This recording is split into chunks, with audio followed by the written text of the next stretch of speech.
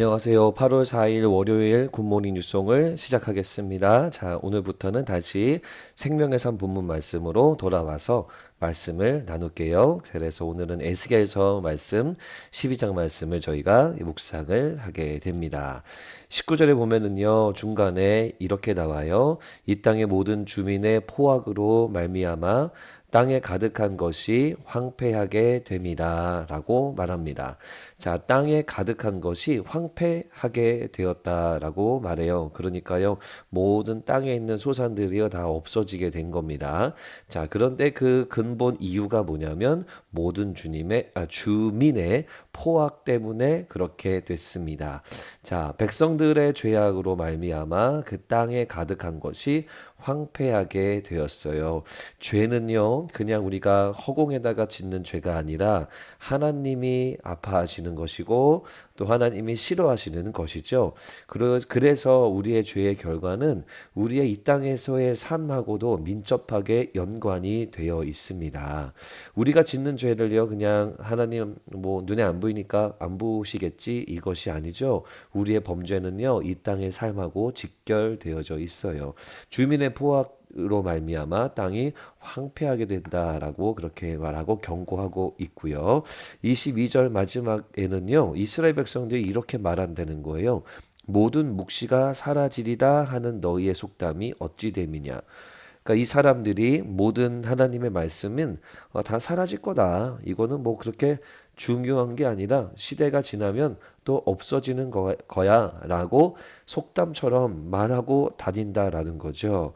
자, 그런데 하나님이 이것을 꼬집으시면서 25절, 뭐 24절, 뭐 26절 계속해서 어, 내가 하는 말이 다시는 더디지 아니하고 응하리라라고 말씀합니다. 더디지 아니하고 응하리라.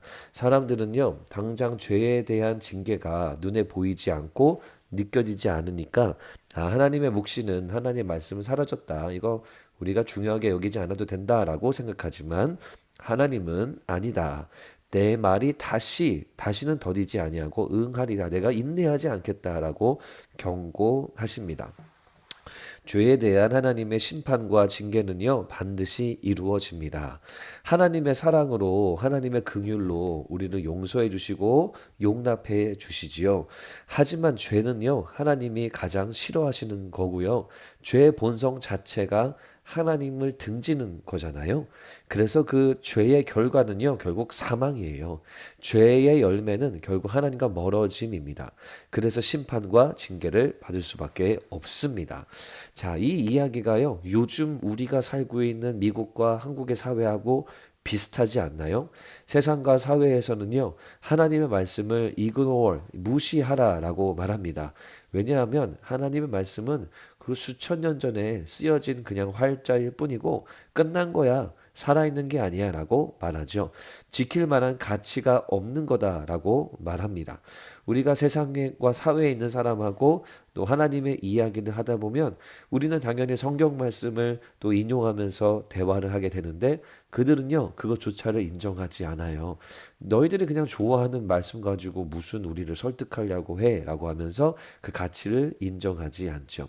지금의 사람의 반응이요, 이때 당시에 이스라엘 백성들의 이 죄악된 마음하고 비슷합니다. 자, 이때 당시에 이 백성들에게 하나님이 말씀하셨는 것처럼 우리에게도 동일하게 말씀하시는 겁니다. 내가 하는 말이 다시는 더디지 아니하고 응하리라. 우리 믿는 자들은요, 이 믿음을 가지고 살아야 됩니다.